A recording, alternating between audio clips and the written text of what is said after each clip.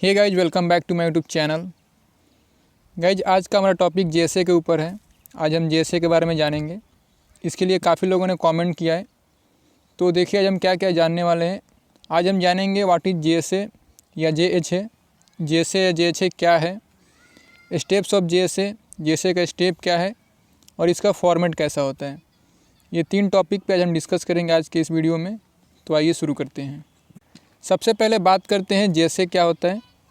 तो जेएसए का full form होता है जॉब सेफ्टी एनालिसिस, और जेएसए या जेएचए दोनों एक ही है। इनमें थोड़ा सा नाम में केवल डिफरेंस है।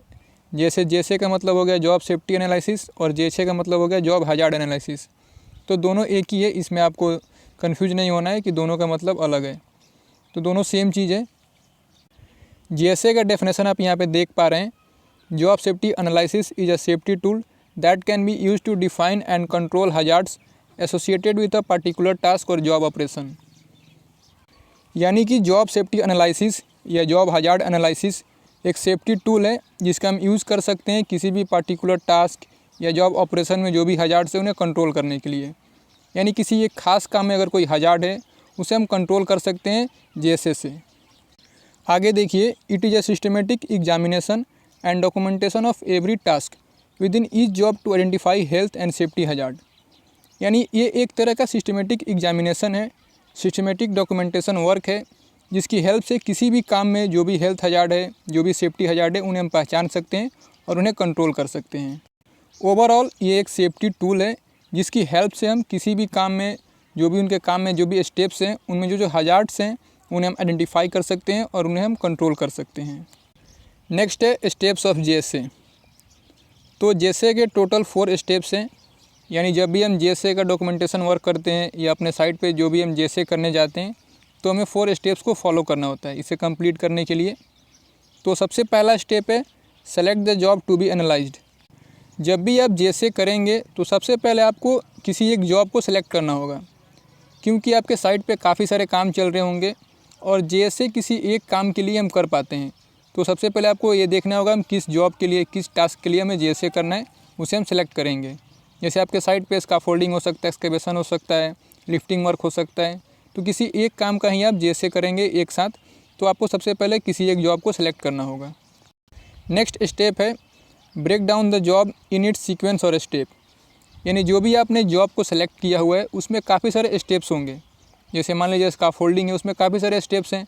सबसे पहले आप लेबल उसका करते हैं, फिर नीचे से आप उसको खड़ा करते हैं। काफ़ी सारे उसमें स्टेप्स हैं, तो हर एक स्टेप में अलग अलग हजार्ड्स हो सकते हैं। तो इसके लिए सबसे पहले आपको उसको स्टेप्स को देखना होगा, क्या क्या इनमें स्टेप्स हैं। उन अलग अलग स्टेप्स को आपको अलग अलग नोट डाउन करना होगा ताकि हम हजार्ड्स को अच्छे से पहचान सकें। तो ये हमारा सेकेंड स्टेप। आपका थर्ड स्टेप होगा identify hazards for each step. जो भी आपने स्टेप्स को ब्रेक डाउन किया है जॉब का, उसके प्रत्येक स्टेप्स में आपको हजार्ड को आइडेंटिफाई करना होगा, तभी जाके आप टोटल हजार्ड्स को आइडेंटिफाई कर पाएंगे। हजार्ड्स को आइडेंटिफाई करने के बाद आपका फाइनल स्टेप आता है डेवलप प्रिवेंशन मेजर्स। जो भी आप बचाव के लिए जो भी आप अप्लाई करना चाहते हैं, सूटेबल प्रिवेंशन मेजर्स जो भी आपका है, सेफ्टी प्रिकॉशंस, वो सब आपको अप्लाई करना है और आपको देखना है कि आप हजार्ड्स को कंट्रोल कर पा रहे हैं कि नहीं अपने प्रिवेंशन मेजर से। और इसको आपको समय समय पर रिव्यू भी करते रहना है। तो अभी तक हमने जाना जेएसए क्या है और स्टेप्स ऑफ जेएसए क्या है। अभी हम जानेंगे फॉर्मेट ऑफ जेएसए। जेएसए का फॉर्मेट कैसा होता है, उसमें हमें क्या क्या लिखना होता है, उसे कैसे करना होता है। तो आइए आगे चलते हैं।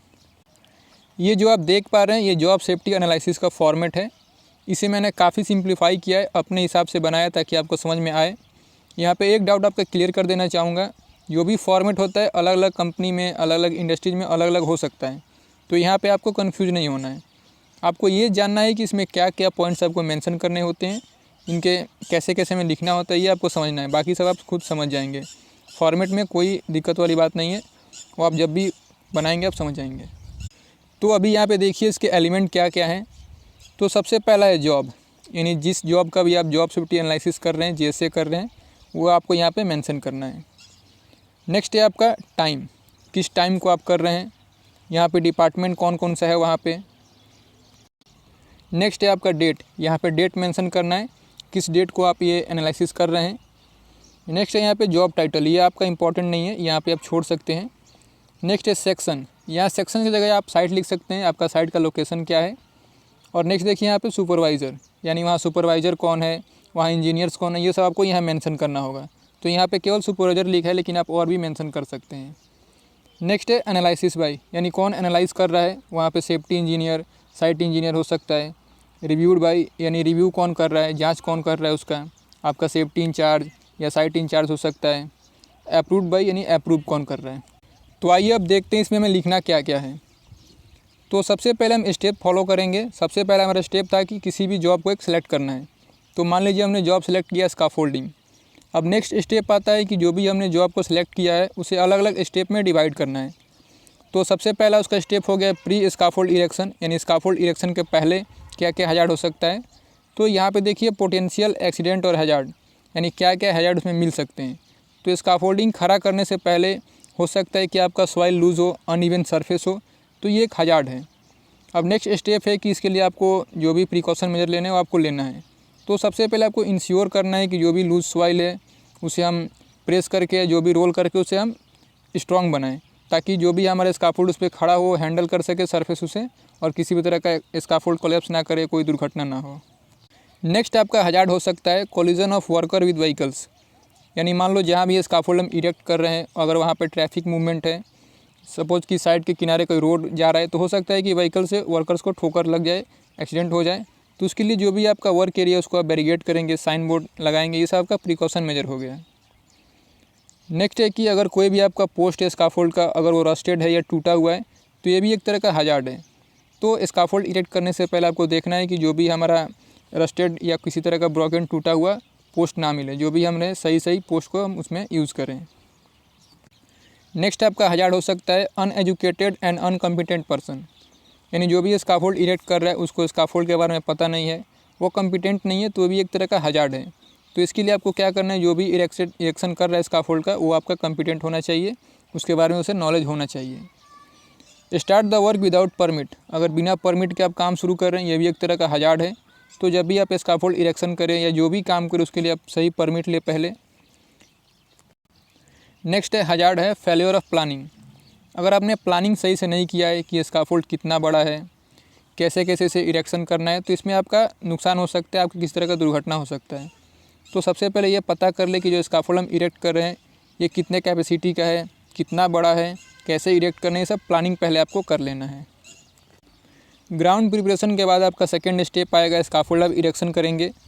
तो इसमें भी काफ़ी सारे हैजार्ड हो सकते हैं, जैसे कि subside of sole board due to loose soil, अगर मान लीजिए खड़ा करते समय अगर आपका जो सोल बोर्ड है अगर वो खिसक गया, कहीं से किसी वजह से खिसक गया, तो ये भी एक तरह का हैजार्ड है।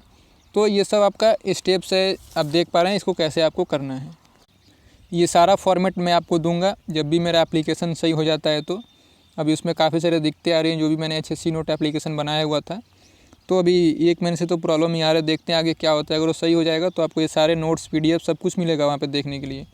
तो इसका आप कोई भी टेंशन ना लें, आपको सारे डॉक्यूमेंट्स पढ़ने को मिलेंगे और काफ़ी कुछ सीखने को मिलेगा। आई होप कि आपको इस वीडियो से कुछ समझ में आया होगा। अगर आपको समझ में आया है तो कमेंट करें और इस वीडियो को शेयर ज़रूर करें।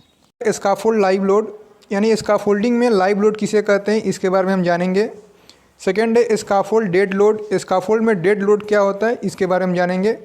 और थर्ड है हमारा types of scaffold by workload, यानी वर्कलोड के अकॉर्डिंग स्काफोल्डिंग कितने प्रकार के होते हैं, इसके बारे में जानेंगे। तो ये 3 टॉपिक हैं जो स्काफोल्डिंग से रिलेटेड हैं, इसके बारे में डिस्कस करने हम जा रहे हैं। तो आइए शुरू करते हैं। तो सबसे पहले हम जानेंगे लाइव लोड के बारे में। तो देखिए लाइव लोड क्या होता है। स्काफोल्डिंग के जितने भी कंपोनेंट्स होते हैं, जैसे कि हमारा टो बोर्ड हो गया, जैसे कि हमारा प्लेटफॉर्म हो गया, गार्ड्रेल्स हो गया, यानी ओवरऑल जो स्काफोल्ड का लोड होता है उसे छोड़ के उसके ऊपर हम जो एक्स्ट्रा लोड देते हैं उसे हम लाइव लोड बोलते हैं।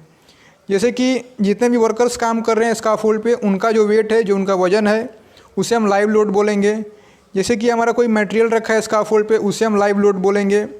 अगर हम कोई टूल्स टैकल्स यूज़ कर रहे हैं, अगर स्काफोल्ड पे हम रखे हुए हैं, उसे हम लाइव लोड बोलेंगे। यानी स्काफोल्ड के जो कंपोनेंट्स हैं उन्हें छोड़ के एक्स्ट्रा जो वेट है उस पर स्काफोल्ड पे, उसे हम लाइव लोड बोलेंगे। सपोज करें कि किसी स्काफोल्ड पे 2 वर्कर्स हैं, अगर उनका 50 kg वेट है तो 2 वर्कर का कितना हो जाएगा, 100 kg।